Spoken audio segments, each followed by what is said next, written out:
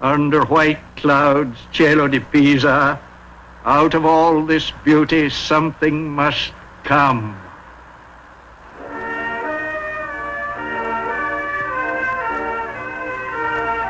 9 maggio, 14° anno dell'era fascista.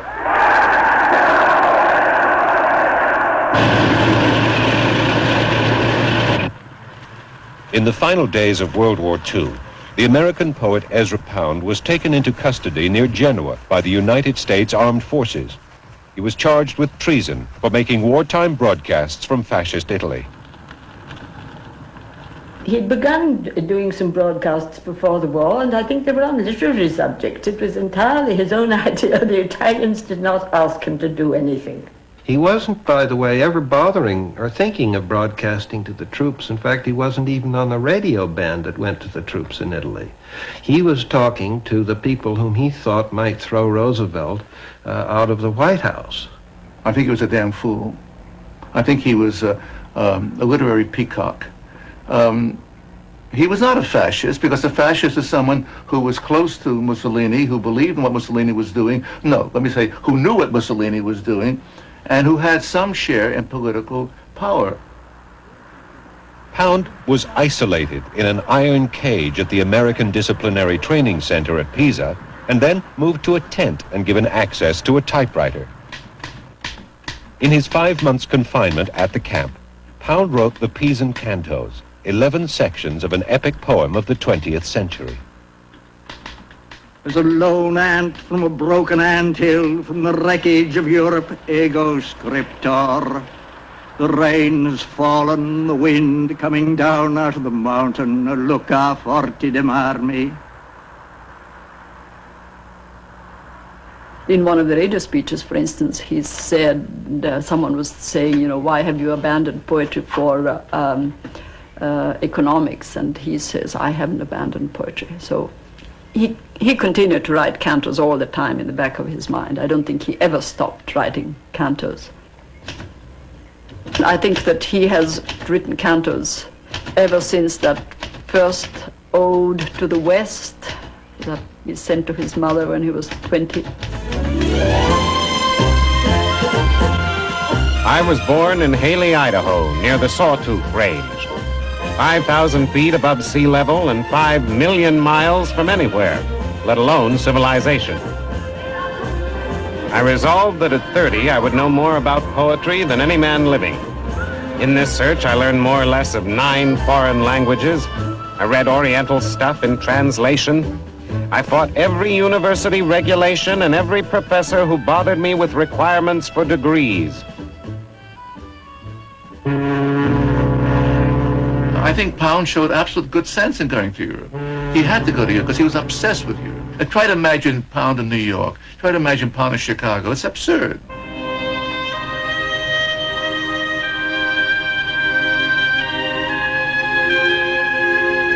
Pound left America in 1908, settling first for 3 months in Venice.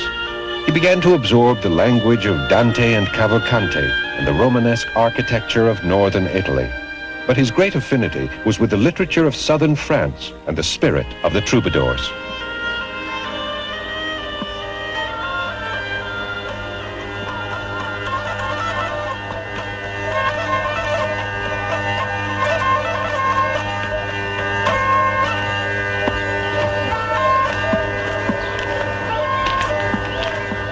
Practically all the poetry of the modern world arose from 12th century Provence.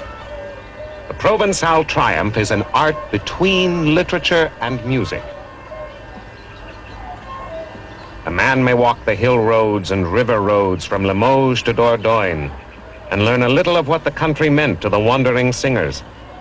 He may learn why so many canzos open with speech of the weather and why such a man made war on such and such castles.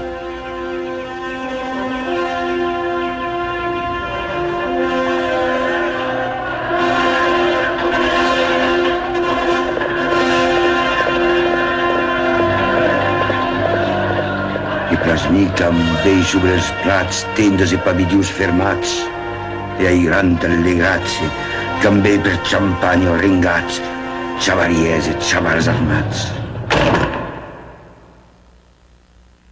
Pound wrote poems in the Provençal form, copying their intricate rhyme schemes. The troubadours helped to provide him with personae, masks, a device he learned from Browning. In one poem, Alta Forte, he took the persona of a warlike knight. There are 6 stanzas, each with 6 lines, and the 6-line endings repeated in each stanza. Alta Forte, loquitur in Bertrand's de Born. Dante Alighieri put this man in hell because he was a stirrer-up of strife. Judge ye, have I dug him up again? The scene is in his castle Altaforte. Papiol is his jongler, the leopard, the arms of Richard Coeur de Lion. Damn it all this salt stinks. Peace. You horse and dog, Papiol, come, let's the music. I have no life save when the swords clash. But when I see the standards gold of air, purple opposing, and the broad fields beneath them turn crimson, then howl I my heart nigh mad with rejoicing. In summer have I great rejoicing, when the tempests kill the earth's foul peace, and the lightnings from black heaven flash crimson, and the fierce thunders around me their music, and the winds shriek through the clouds mad opposing, and through all the riven skies God's swords clash.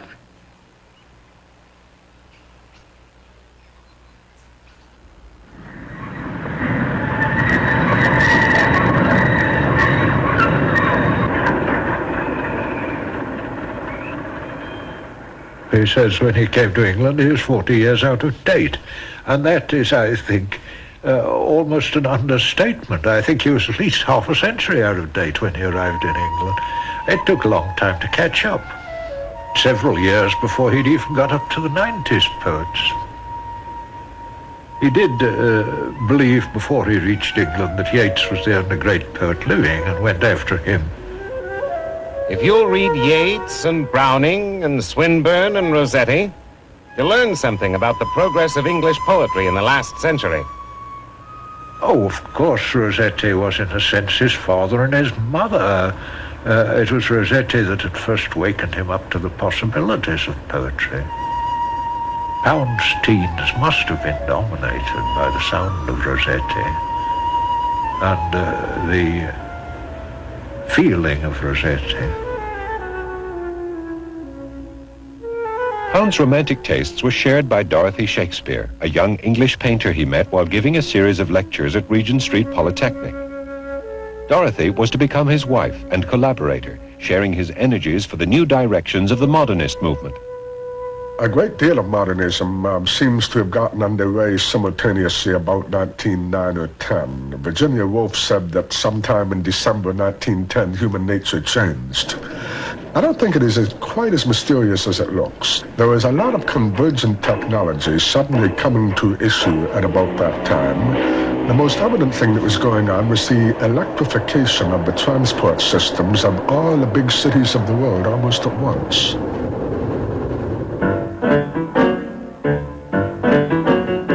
Once in Paris, I got out of the metro station and saw suddenly one beautiful face. And then another. And then another. And I tried all day to find words for what that meant to me, and I could not find any words. And that evening there came an equation, not in speech, but in little splotches of color. I realized that if I were a painter, I could found a new school of painting. Painting in splotches of color. I wrote a 30-line poem and destroyed it. 6 months later, I made a poem half that size. A year later, I made this haiku-like sentence.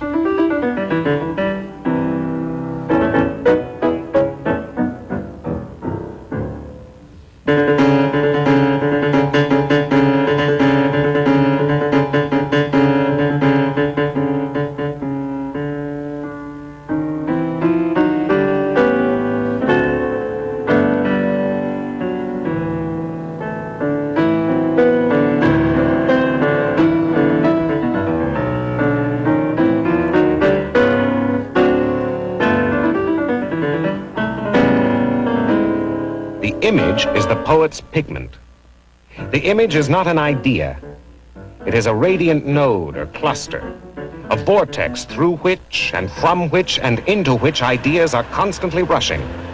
It is as true for painting and sculpture as it is for poetry.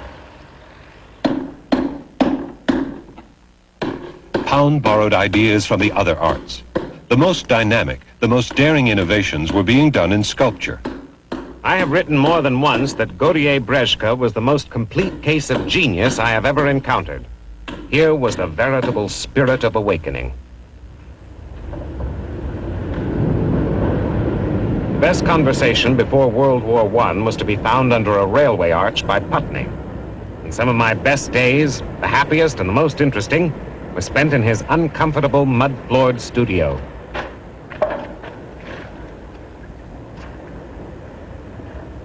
Sculptural energy is the mountain. Sculptural feeling is the appreciation of masses in relation.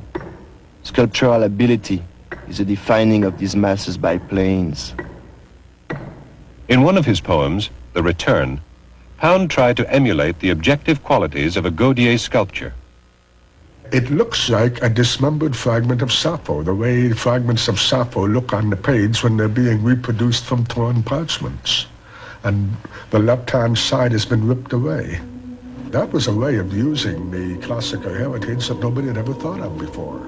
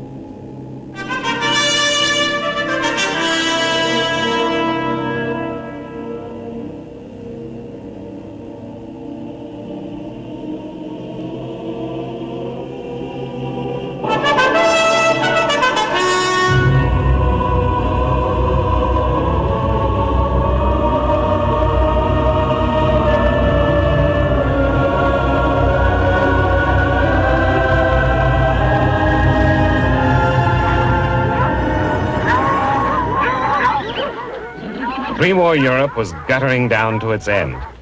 The upper strata of society was rotten, trivial, idiotic.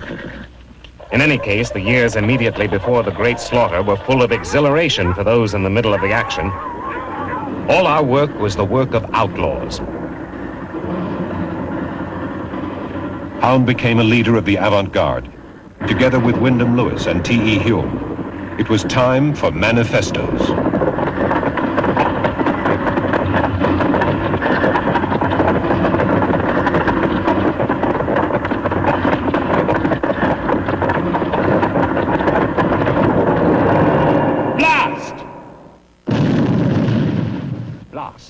Years 1837 to 1900. Curse, abysmal, inexcusable, middle class. Also aristocracy and proletariat. The artist has at last been aroused that the war between him and the world is a war without truce. Those artists whose work does not show this strife are uninteresting. They work in an unchanging world.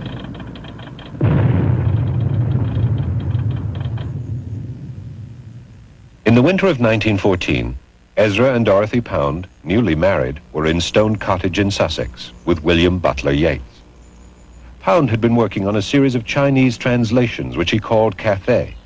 He sent them to Gaudier-Brezhka, who had gone to the front. And once again, later, we met at the South Bridge Head, and then the crowd broke up. You went north to Sand Palace. And if you ask how I regret that parting, it is like the flowers falling spring's end, confused, whirled in a tangle.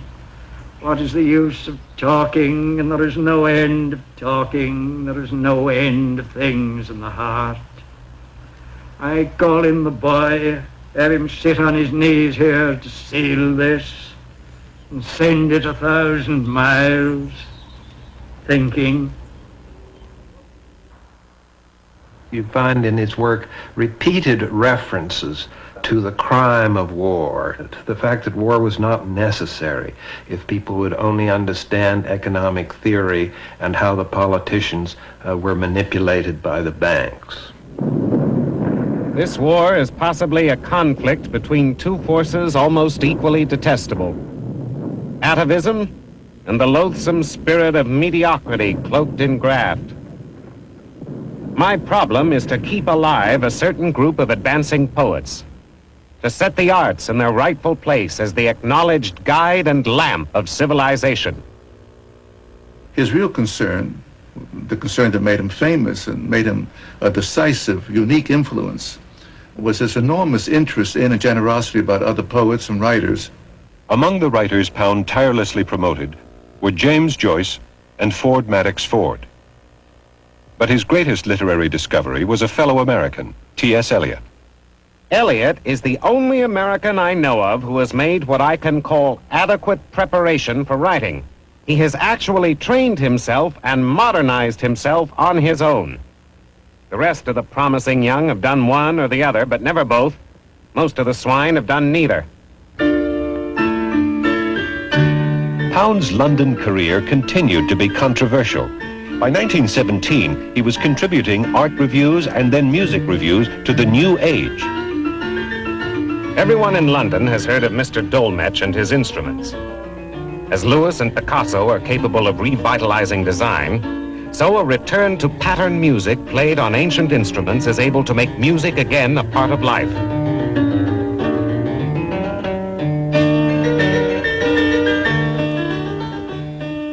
Poetry is a composition of words set to music. Poets who are not interested in music are bad poets. He didn't, I think,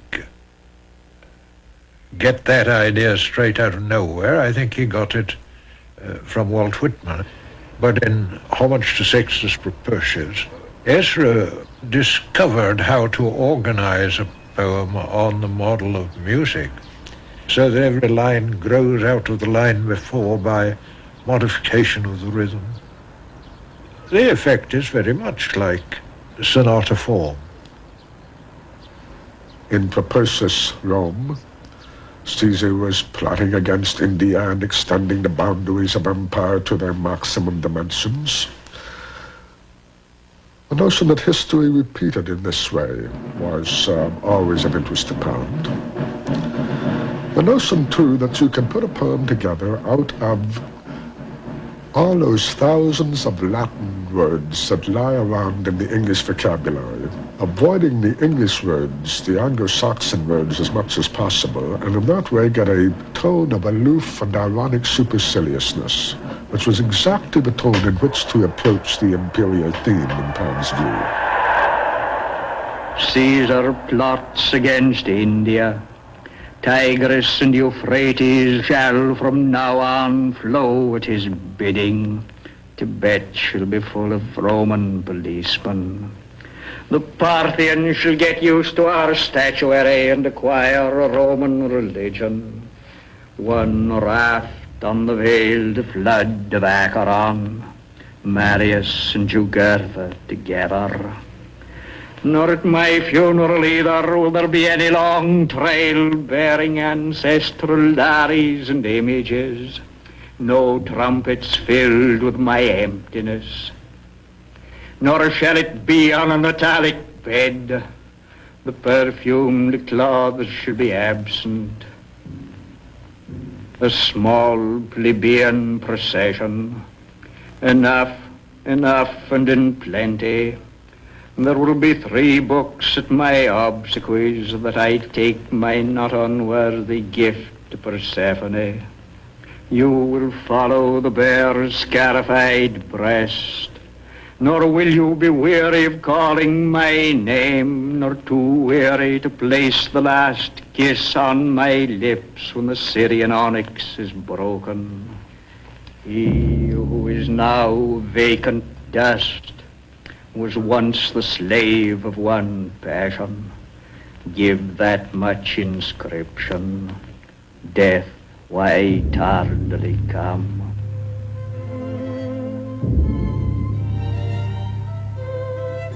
They don't get the irony. Propertius is one of the great classical poets to sing of love. The poet writes about love and not about the empire. The Roman poets are the only ones we know of who had exactly the same problems as we have. The metropolis, imperial posts to all corners of the world. Pound's hopes for England did not revive with the armistice. He embarked on a new poem, part farewell to London, part parody of his own career as a poet. For 3 years, out of key with his time, he strove to resuscitate the dead art of poetry, to maintain the sublime in the old sense. Wrong from the start. No, hardly, but seeing he had been born in a half-savage country, out of date. Bent resolutely on wringing lilies from the acorn, Capaneus, trout for factitious bait. He and Eliot had been reading some of the modern French poets, but particularly Théophile Gautier, and Pound's stanzas are not Gautier's stanzas by any means. They're much less neat.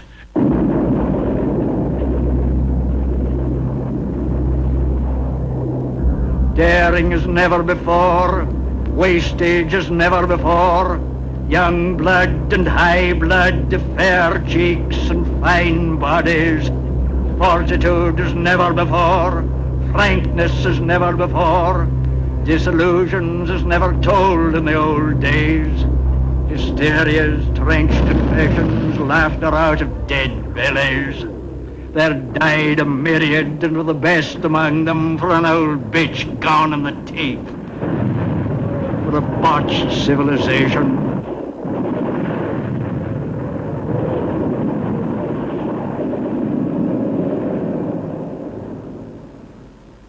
Pound went to Paris. Interviewed by the New York Herald, he said, I find the decay of the British Empire too depressing a spectacle to witness at close range. Asked about his plans, Mr. Pound said, I am devoting myself to a study of 12th century music. I am also writing a long poem, although I realize one should not write long poems in the 20th century. In Paris, Pound mixed with George Antheil, the American composer of Ballet Mécanique. Antheil was the friend of a young violinist, Olga Rudge.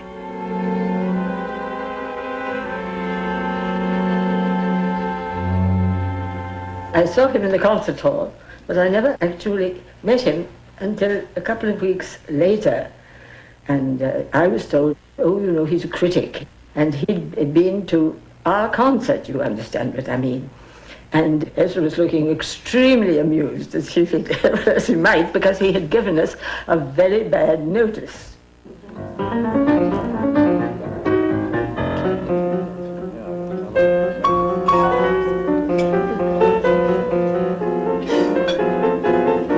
I've done cantos 5, 6, and 7, and each is more incomprehensible than the one preceding it. I don't know what's to be done about it.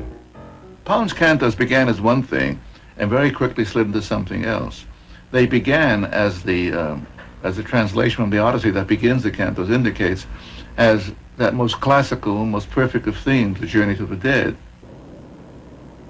And then went down to the ship, set keel to breakers, forth on the godly sea, and we set up mast and sail on that swart ship, 4 sheep aboard her, and our bodies also heavy with weeping, and winds from sternward bore us out onward with bellying canvas.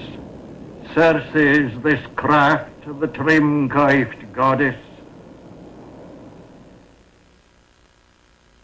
Pound can be simultaneously an American poet, an imitator of the Anglo-Saxon seafarer, and a translator of the 11th book of the Odyssey, all at the same time. The fact that these are chronologically enormously distant from one another doesn't disturb him in the least. We appear to have lost the radiant world where one thought cuts through another with a clean edge. A world of moving energies. The Mediterranean sanity that gave the churches like Saint-Hilaire, San Zeno, the Duomo di Modena, the clear lines and proportions. Not the pagan worship of strength, nor the Greek perception, but this harmony of the sentient, where the thought has its demarcation, the substance its virtu, where stupid men have not reduced all energy to unbounded, undistinguished abstraction. The country of Dante seemed a more secure home for a poet in exile embarked on an epic work. The Pounds moved to Rapallo in 1924, a small town on the northern Italian coast. It was to be their home for the next 20 years.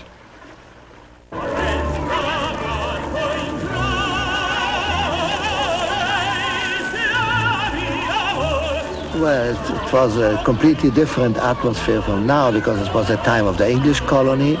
The English people used to spend the winter here, and the rich English people had villas here and came there every winter. There was even a paper once published in English on the Riviera in Rapallo. There was an English journalist who came to made an inquiry about the Italian political opinions. And when he came back, he said, well, there are so many liberals, so many socialists, so many communists, so many Democristians. And then they asked, and the fascists? Oh, they are all fascists. Pound thought that he would be able to educate Mussolini the way Confucius tried to educate the Chinese rulers. In fact, he had these Confucian posters set up in Rapallo during the war.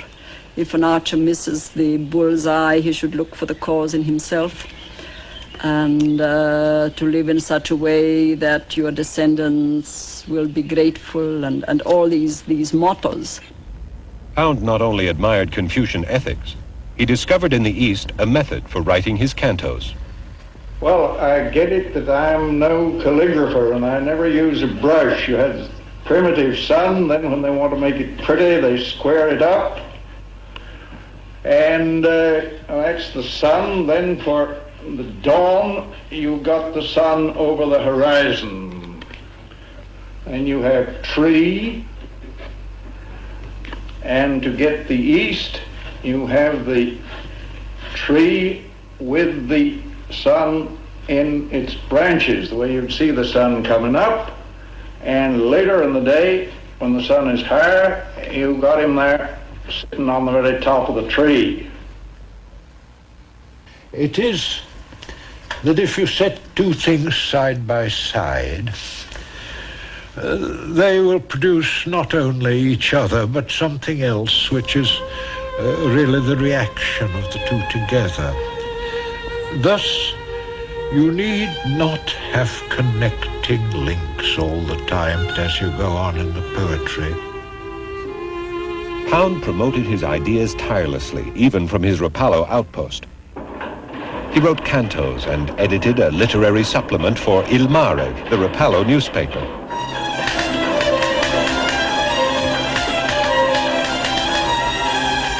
With Dorothy's help, Ezra started concerts in the town hall to help revitalize local culture. One frequent visitor and constant performer was Olga Rudge. She and Ezra also collaborated to research and rescue the original manuscripts of Vivaldi.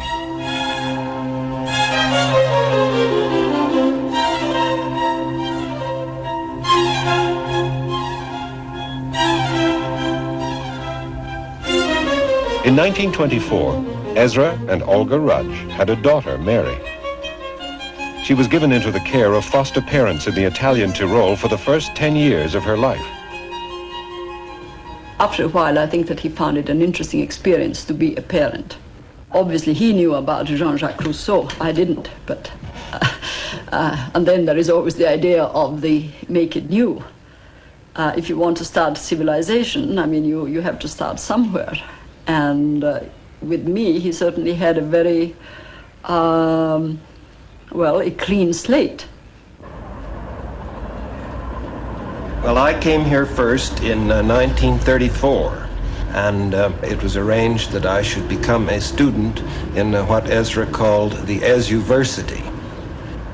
The lectures of the Ezuversity always took place at lunch and dinner, and he would hold a brilliant monologue which would go on throughout the meal, ranging on every possible subject. He always read the Italian papers quite carefully, and very often he would bring the newspaper to the table, and he would go through it, pointing out enormities of what various politicians or various bankers were doing in different countries. His politics came almost entirely out of his interest in monetary reform, and out of this economic obsession, and it was an obsession, came most of his political ideas. Usury is the cancer of the world, which only the surgeon's knife of fascism can cut out of the life of nations. One of the reasons why Jews traditionally and historically were allowed to become bankers and creditors is that the Christian church didn't itself believe in allowing usury, but wanted pagans and malcontents like Jews to practice it, with the result that Jews got the reputation for being the only moneylenders in the world. Pietro Lombardo came not by usura, Duccio came not by usura, nor Pier della Francesca, Juan Bellin not by usura, nor was La Calunnia painted. Came not by usura Angelico, came not Ambrogio Predis. No church of cut stone signed Adamo may fake it. Not by usura Saint Trophim, not by usura Saint Hilaire. Usura rusteth the chisel, it rusteth the craft and the craftsman. It gnaweth the thread in the loom. None learneth to weave gold in her pattern. Azure hath a canker by usura, Karamasi is unbroidered. Emerald findeth no memling. Usura slayeth the child in the womb, it stayeth the young man's courting. It hath brought palsy to bed, lieth between the young bride and her bridegroom, contra naturam. Became of such extreme importance to him that his ideas should get some circulation, that he made the trip back to the United States in 1939 when he failed to see Roosevelt, but he did see a few politicians. I believe that he did get to see Henry Wallace for about 10 minutes, but it was just nice to meet you, you great man, goodbye. He left rather despondent. I mean, I think he was very hurt that people would not take him seriously as an economic and political thinker. Pound began making radio speeches from Italy before the war on cultural subjects. Now he approached the Italian authorities to make more broadcasts. He wanted to do it, and he wanted to do it as an American citizen, and they gave him the promise that they wouldn't chop or change anything, and they didn't. So that's that. He may have made mistakes, but he took responsibility for them, and that and I don't think he did. I mean, the way things are going now, I think it's anyway. Ezra always made it clear that he was not specifically aiding and giving comfort to Italy, who was at war with America. He was saying what he thought as a free American citizen, which, had he been able to say it on American soil, would not have been treasonable. Ma penso che io una volta a Pound, con timore, gli ho fatto notare se non poteva subire delle conseguenze da questi discorsi. E lui fece così, come una risata, così. Quindi non ho idea. Forse lui era un po' ingenuo in queste cose e pensava che non era un'azione così grave, che non era offendere la sua patria, perché lui se la prendeva con un uomo, se la prendeva con Roosevelt. Io penso che fosse così. Poi Pound's broadcasts are, first of all, unbelievably incoherent. Second, they are fiendishly obscene. There are attacks there on Franklin D. Roosevelt, on Mrs. Roosevelt, on blacks, on Jews. You have not had a will to maintain the Constitution or to maintain honest, just government. And now I hear New York meat is slaughtered by Jewish butchers, or was a decade ago. Maybe now there is less of it to slaughter. Maybe all American meat is slaughtered by Jewish butchers. Yes, long pig is what the cannibals call it. Ezra speaking. No, Pound did not himself kill Jews. Pound is notoriously fond of poet disciples like Louis Zukowski and Allen Ginsberg. He has said over and over again something so typically Poundish as the fact that no one called Ezra could be an anti-Semite. But these things are all frivolous and insignificant to me, and I do not plan to spend the rest of my life hating Ezra Pound. But the fact is, certain things happen in Europe that cannot be forgotten and should not be forgotten, and only damn fools in the literary camps think that they're not significant. With the escalation of Allied bombings, the Germans in 1943 forced the seafront residents of Rapallo to leave their homes. Ezra and Dorothy moved in with Olga Rudge at San Ambrogio.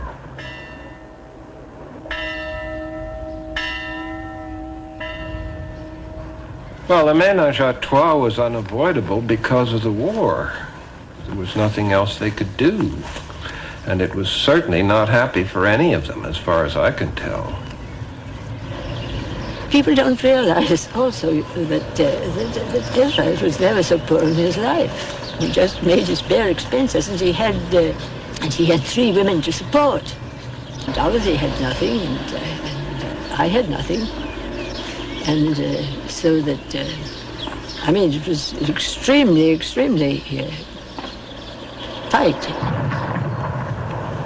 The writing of the Pisan cantos started long before Pisa. He had accumulated enough knowledge and enough experience, and then war broke out. But as soon as he moved up to Sant'Ambrogio, I think he started to write cantos.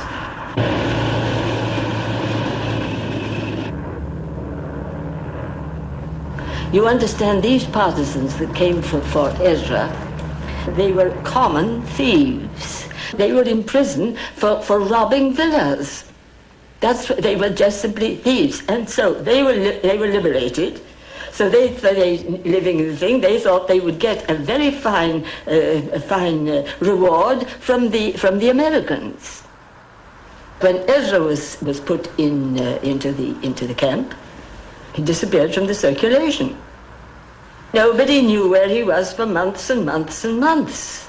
Now, if you think that's fair, and he was in Pisa, that is an hour's ride from Rapallo. Well, the cage had a concrete floor, and I would say it was about maybe 6 feet tall. It was about 4 or 5 feet wide. It was reasonably comfortable, but it was exposed to the elements. And of course, at night he had these strong, glaring Klieg lights, giving the old man, well, he was 60, 61, whatever it was, but it gave him no rest at night. And of course, he had the hot Tuscan sun broiling down on him all day. And between that and the gawking of all the prisoners who passed by, he really was very much like an animal on display. I had no legal right to go. The laws were that the blood relations were allowed to visit once a month, I think, for a couple of hours or something like that. So I applied for Mary. It was really just a kind of physical reunion that was important. I mean, not much was said and not much was done. I mean, one embraced each other, one wept, and that was it. He'd come into the medical headquarters, settle down behind this old typewriter, and start pecking away with 2 fingers. He had no books. He had nothing, really. He was reduced to Mother Nature. And many times I'd go into his tent and find him lying flat on the grassy floor, studying the grass, studying the bugs. He was a great one to study the moon and the stars and line them up with his tent pole or line them up with the smoke light, smoke vent up in the ceiling of the tent. So really, it's all the old man had, although he was only 60. I don't know why I call him old. But he seemed to be old. He had that goatee, and he had this walking stick, and he'd get up every morning, and he'd duel out in front of his tent. He'd pretend that he was fencing. He was a great one, for physical exercise. He was always himself. He'd dream up his own weird gymnastics.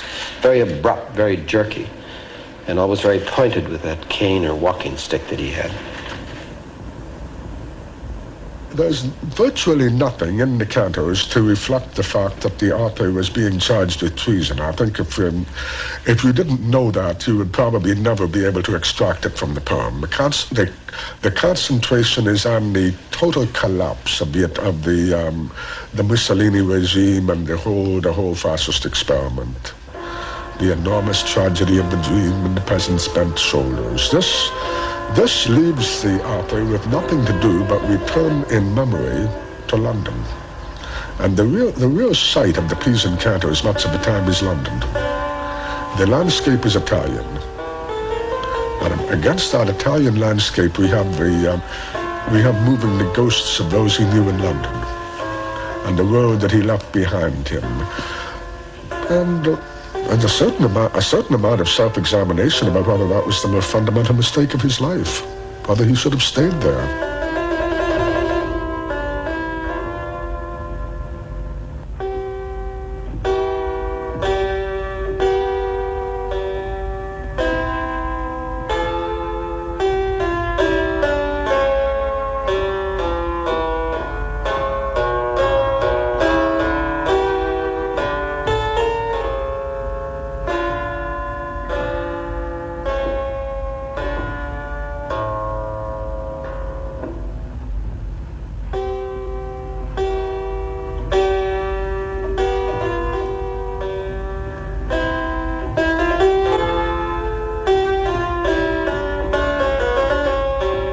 That's when he regained hope, when he finally had access to the typewriter.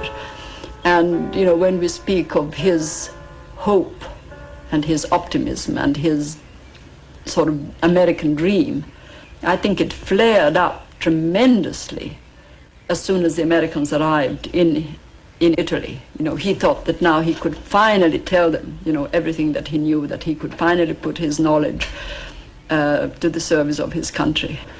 And they just pointed a finger at Pound and said, get your gear together, you've got 10 minutes. Get to your tent, we'll wait. They waited outside. Pound threw the book at me, picked up his papers and ran to his tent. He was back in about 10 minutes with an old army overcoat, old scarf, crazy hat, army, little abbreviated army hat. And he came up to me and warmly shook hands and he said, Gruson, this is it. And he took his right hand, put it up around his neck, and went like this. That trip, I think, was cruelty, but he never looked upon it that way. I mean, first of all, they take him, sort of out of the blue, drive all night to Rome. And yet, when he was up in the air, at one point he was together in an ordinary plane with other people. He started to pace the aisle and sing.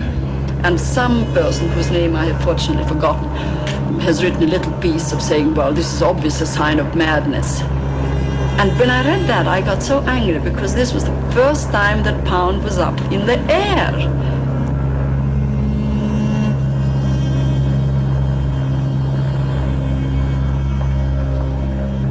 Legally, it was very serious because he was indicted for treason, which I believe is a capital offense for having made these broadcasts.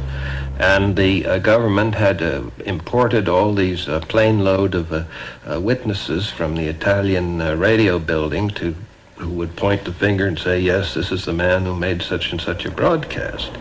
But the press climate, the public climate, was absolutely down on Ezra. I mean, for one person who thought he was a great poet, there were 100,000 who thought he was a son of a bitch. The consensus was unanimous that one must try for the unsound mind route. That he, first of all, he was mentally unable to defend himself, and secondly, what defense did he have technically? I mean, the defense he was going to plead, he told me afterwards, was that he'd only been defending the Constitution and expressing his rights as a citizen. But you see, the way the law is worded, it takes really no account of what is in the broadcast. It takes account of where the broadcast was made, under the auspices of what government, under what auspices. That's the thing which a good prosecuting attorney would hammer at and get the jury on.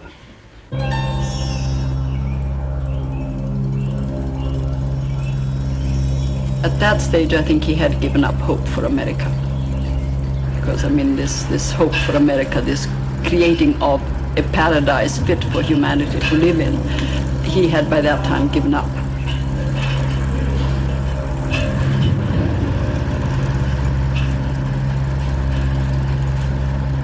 Pound was to spend the next 13 years at St. Elizabeth's Hospital.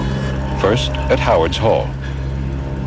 He was pretty quickly moved from there to Chestnut Ward, which was the ward for the senile people. It was no pink parlor, but it was a little bit lighter and brighter. And there he was able to have his own little cubicle where he had a desk and his typewriter and a bunk. He had his books in orange boxes, you know.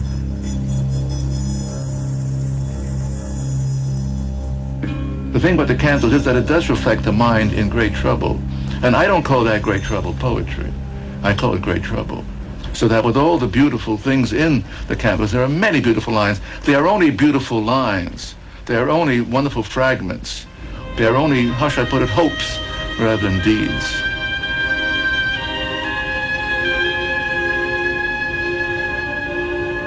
The pages in Rock Drill, in Thrones, and in Drafts and Fragments as good as anything he ever did in his entire life. There's no doubt of that. There are 4 successive cantos in Rock Drill which sustain the visionary mode more continuously than he ever sustained it before or since. When he comes into the poem convincingly, it is always in a role of someone remote in space and remote in time.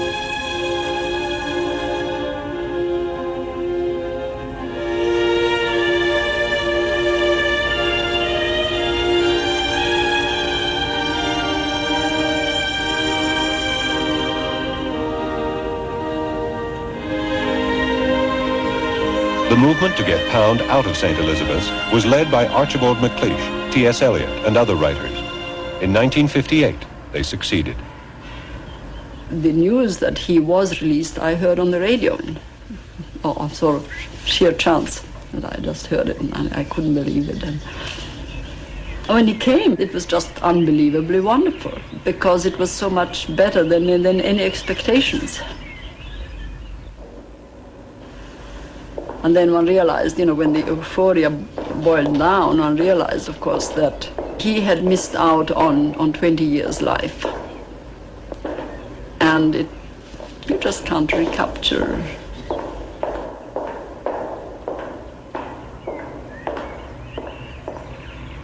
From drafts made in St. Elizabeth's, Pound put together 14 cantos for publication.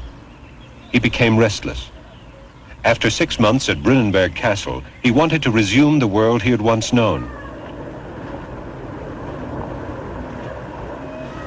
When he got out of St. Elizabeth, they should have given Ezra a very thorough checkup. Physically, he wasn't up to all that thing. You see, he got ill there. He never became again what he was before.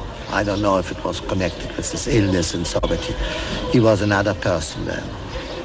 Maybe it was a drop which filled the glass, There's always a certain age where we change our personality. Everybody, also the most normal people. He was already an extravagant nature and character, like all artists are. And maybe the illness was the last drop which made him become old. The word went out that Pound was no longer speaking, that he had entered a deliberate silence.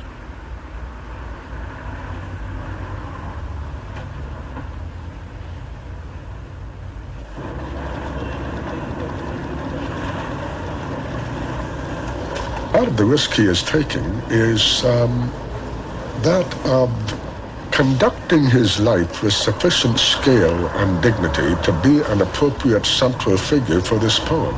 Because he is not only the author of it, he is in many ways its central figure.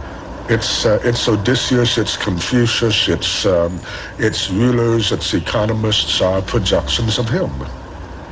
This is a role he has to take the risk of being able to sustain right to the end, wherever the end may be. What the poem does manage to produce by way of an ending is the fragmentary consciousness of a very old man. What thou lovest well remains, the rest is dross. What thou lovest well shall not be reft from thee. What thou lovest well is thy true heritage, whose world, or mine, or theirs, or is it of none? First came the scene, then thus the palpable Elysium, though it were in the halls of hell. What thou lovest well is thy true heritage, what thou lovest well shall not be reft from thee. The ant's a centaur in his dragon world. Pull down thy vanity. It is not man made courage, or made order, or made grace. Pull down thy vanity, I say pull down. Learn of the green world what shall be thy place in scaled invention or true artistry. Pull down thy vanity, Bacchant, pull down. The green cask has outdone your arrogance. Master thyself, then others shall thee bear. Pull down thy vanity. Thou art a beaten dog beneath the hail, a swollen magpie in a fitful sun, half black, half white, nor know'st thou wing from tail. Pull down thy vanity, how mean thy hates fostered in falsity. Pull down thy vanity, wraith to destroy, niggard in charity. Pull down thy vanity, I say pull down. But to have done instead of not doing, this is not vanity. To have with decency knocked that a blunt should open, to have gathered from the air of live tradition, or from a fine old eye the unconquered flame, this is not vanity. Here error is all not done, all in the diffidence that faltered.